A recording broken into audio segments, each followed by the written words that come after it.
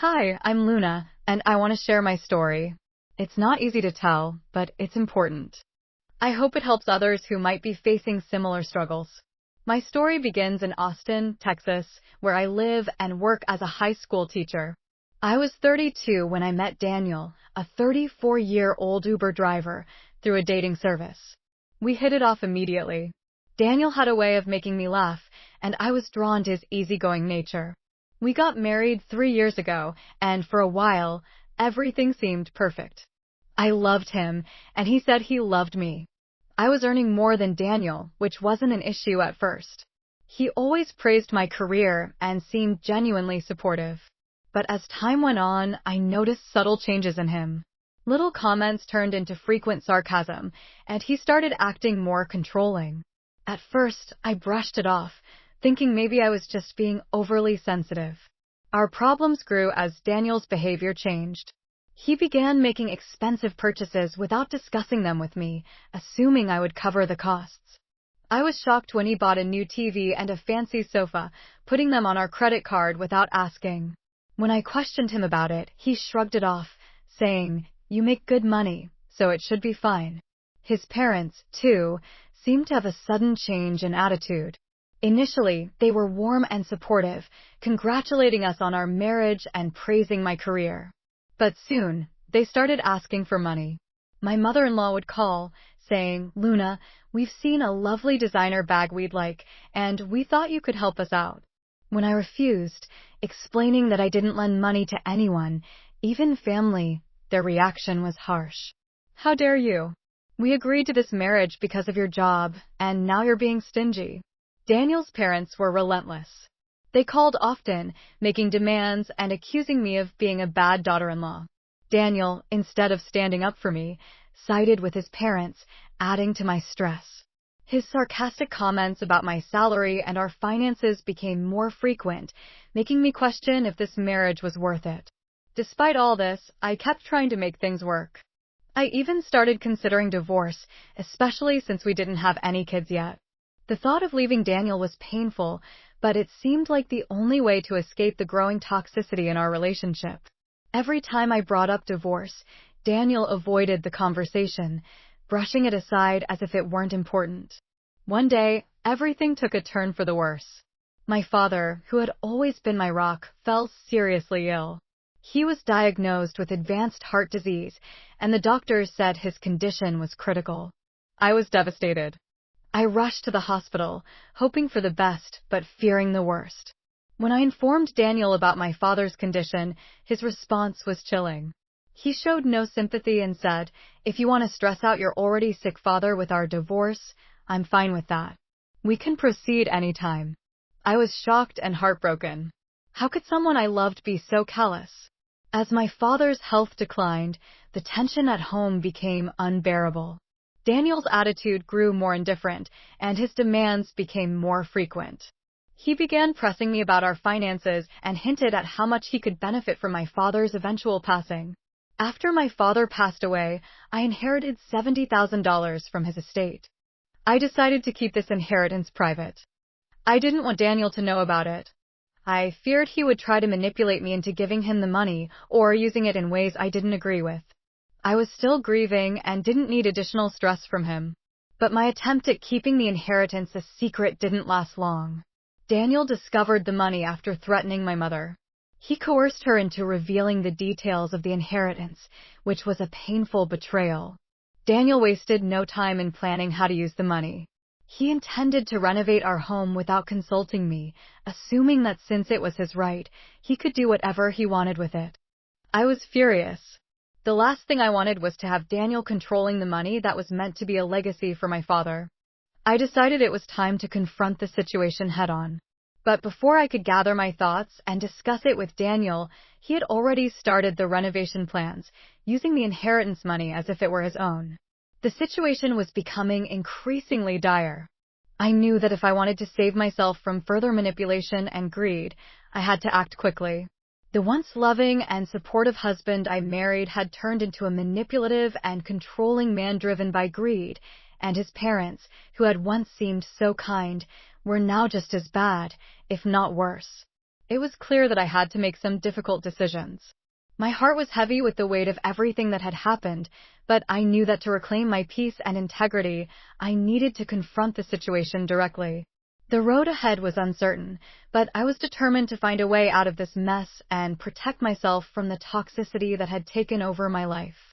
Continuing from where I left off, things only got worse. After Daniel discovered the $70,000 inheritance, he seemed to think the money was rightfully his to control, and his behavior became increasingly aggressive. I was struggling to manage my grief and deal with Daniel's escalating demands, and I felt trapped. One evening, I came home to find Daniel waiting for me, a smug expression on his face. "Luna, we need to talk about the renovations," he said, his voice dripping with entitlement. I knew he had already started planning, and the thought of him using my father's money without my consent made me fume. "What renovations?" I asked, trying to keep my voice steady. "You didn't discuss anything with me." Daniel waved his hand dismissively. "We've been living in that old house for too long. It's time for an upgrade, and I've decided to use the inheritance for it." I felt my heart race.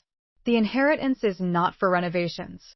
It's my money, and I want to decide what to do with it. He laughed, a harsh, mocking sound. "Oh, come on, we both know it's for the benefit of our home. Why are you being so selfish?"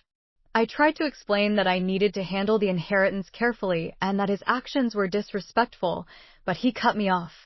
"You're always making everything about you. This money is going to make our home better. Why can't you just support me for once?" Daniel's arrogance was unbearable. He had no respect for the fact that this money came from my father's estate and was supposed to be a tribute to his memory, not a tool for his gain. The next few days were filled with tension. I tried to keep a low profile, hoping the situation would somehow resolve itself, but Daniel's demands and manipulations didn't stop. He began making aggressive phone calls to contractors and started making plans for extensive renovations, using the inheritance money he had no right to. The situation reached a boiling point when Daniel confronted me about the property documents related to the inheritance. He demanded to know where I had kept them, insisting he needed to access the money. I was stunned. How could he be so brazen? "I'm not going to let you control this money," I said firmly. "I'm keeping everything in my name. You have no right to it." Daniel's face darkened. "If you don't hand over the documents, I'll make sure everyone knows how you've been holding out on me. Do you want to deal with that kind of trouble?" His threats were hollow, but they made me realize just how far he was willing to go. I decided I needed to take action before things escalated further. It wasn't long before Daniel's manipulative tactics took another turn. He started involving his parents more directly in the situation. They began calling me regularly, demanding I hand over the inheritance or they would take legal action. Their tone was accusatory and confrontational, showing no sympathy for my situation. Their demands were so intense that I decided I had to take a stand. I consulted a lawyer to understand my rights and options. I learned that I had legal protections and that Daniel's behavior could be classified as financial abuse. The inheritance, being part of my father's estate, was legally mine to manage. Meanwhile, Daniel's actions became more desperate. He began plotting ways to access the property documents related to the inheritance. He even went as far as to threaten my mother, trying to intimidate her into giving him the information he wanted. It was a new low, and it made me realize just how toxic and dangerous the situation had become. One day, I returned home to find Daniel in the process of tampering with the property documents. He had managed to sneak into my office and was rifling through the files. When he saw me, he tried to cover up his actions with a look of feigned innocence. "I was just looking for something," he said, but I could see the guilt in his eyes. "This is my father's property," I said coldly. "You have no right to it. You're crossing a line." Daniel's face turned red with anger. "You're being unreasonable. This is about improving our life together. Why can't you see that?" "I see it very clearly," I retorted. "You're trying to exploit my father's legacy for your gain. This has to stop." The confrontation left me shaken but resolute. I knew I had to protect myself and the inheritance from further manipulation. The thought of Daniel using the money for his projects while I struggled to maintain control over something that was rightfully mine was overwhelming. As I prepared to move forward with divorce proceedings, I realized I had to deal with the aftermath of Daniel's manipulations. I had to secure the property documents and make sure that nothing was done to jeopardize the inheritance or my father's memory. The situation was reaching a critical point, and I knew that I needed to be strong and decisive. I had to make sure that I didn't let Daniel's greed and manipulation ruin my life any further. The road ahead was going to be difficult, but I was determined to reclaim my peace and protect what was rightfully mine. As I braced myself for the inevitable clash with Daniel, the tension in our home became unbearable. Every day was a struggle, and the atmosphere was charged with hostility. Daniel's actions had reached new lows, and his arrogance was pushing me to the edge. I knew I had to take decisive action before things spiraled further out of control. One evening, after a particularly heated argument, I decided it was time to confront Daniel about his blatant disregard for the inheritance. I found him lounging in the living room, looking relaxed despite the chaos he had caused.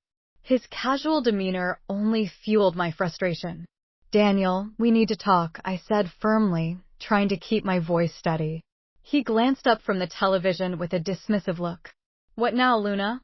"I'm tired of your games." I began. "The inheritance is not yours to use for renovations or anything else. It's my money, and I will decide what to do with it." Daniel rolled his eyes. "You're being unreasonable. We're supposed to be a team. Why can't you just let me make our home better?" "It's not about the house," I replied, fighting to keep my composure. "It's about respect and boundaries. You have no right to claim what doesn't belong to you." Daniel's face hardened. "You're just being selfish. You know how much this means to me. Why are you making this so difficult?" His words stung, but I refused to back down. "I'm not being selfish. I'm standing up for myself. You've already tried to intimidate my mother and tamper with the property documents. I'm not going to let you get away with it." The confrontation left both of us simmering with anger. Daniel stormed out of the house, slamming the door behind him. I was left alone, feeling a mix of fear and determination. I knew I had to follow through with the divorce, but I needed to secure the inheritance first. The following day, things took a turn for the worse. I received a call from my mother, sounding frantic. "Luna, you need to come over right away. Daniel is here, and he's causing a scene." My heart raced as I drove to my mother's house.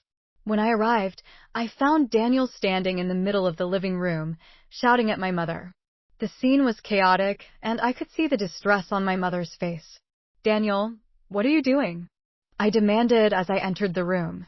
He turned to me with a look of wild desperation. "I need the inheritance, Luna. This is our chance to fix everything. Don't you see that?" I could barely contain my anger. "You have no right to demand anything from me. This is my father's money, and I'm not giving it to you." Daniel's frustration reached a boiling point. "You're being unreasonable and cruel. I need that money for the future. Why are you making this so hard?" "Because it's not yours to tap," I shouted back. "You're making a scene and threatening my family. This has to stop." As Daniel continued to argue, I noticed that he seemed more desperate than ever. It became clear to me that he was losing control and was willing to do anything to get his hands on the inheritance. I realized that I had to act quickly to protect myself and my family. The situation escalated further when I found out that Daniel had stolen the property documents related to the inheritance. He had taken them from my home, hoping to sell the property without my knowledge. I was horrified and felt violated. I contacted my lawyer immediately and informed him of the theft. He advised me to file a police report and take legal action to protect the property. I followed his advice, and the authorities began investigating the situation. The thought of Daniel potentially getting away with his deceit was unbearable, but I knew I had to see this through. Despite his attempts to manipulate and intimidate me, Daniel's plans were thwarted. It turned out that the property title was still in my father's name, making it impossible for him to sell it without legal complications. This news seemed to deflate him, and he began to backtrack, attempting to reconcile. One day, Daniel showed up at my parents' house, his demeanor a mix of anger and desperation. "Luna, please, I'm sorry for everything. I just wanted to make things better for us. Can't we work this out?" I looked at him coldly. "It's too late for apologies. You've crossed too many lines. The inheritance isn't cash, it's property, and you can't touch it. His face fell as he realized that his plans had failed. He tried to salvage what he could, but I was resolute. The damage was done, and I was determined to move forward. As the legal proceedings continued, Daniel faced mounting pressure. The investigation into his theft of the property documents revealed his attempts to exploit the situation. The news spread, and his reputation, as well as that of his parents, began to suffer. They faced public embarrassment and financial troubles, adding to the pressure on them. Through all this, I remained focused on my goal. The divorce proceedings were initiated, and I was determined to protect my inheritance and my peace of mind. It was clear that Daniel's greed and manipulation had led to his downfall, and I was determined to see this through to the end. The weeks that followed were a whirlwind of legal battles and emotional turmoil. With Daniel's attempts to manipulate the situation exposed, the pressure on him mounted. I was determined to keep moving forward, no matter how difficult it was.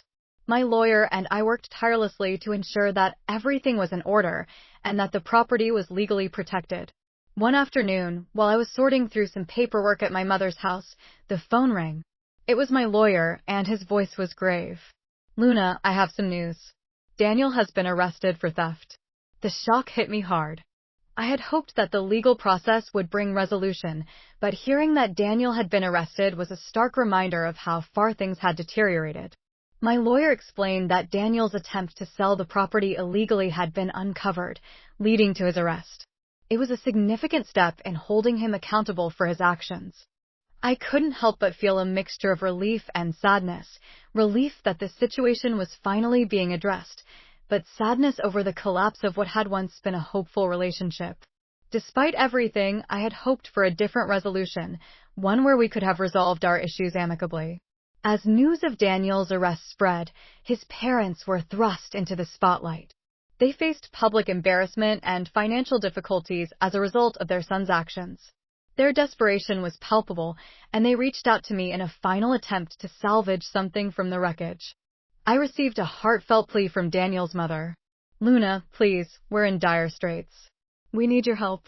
Daniel's actions have destroyed us, and we don't know what to do."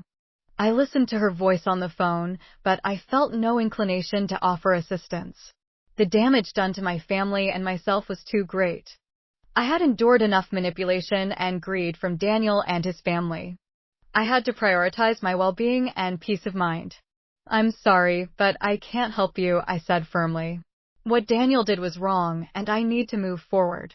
This chapter of my life is over." The finality of my decision was both empowering and challenging.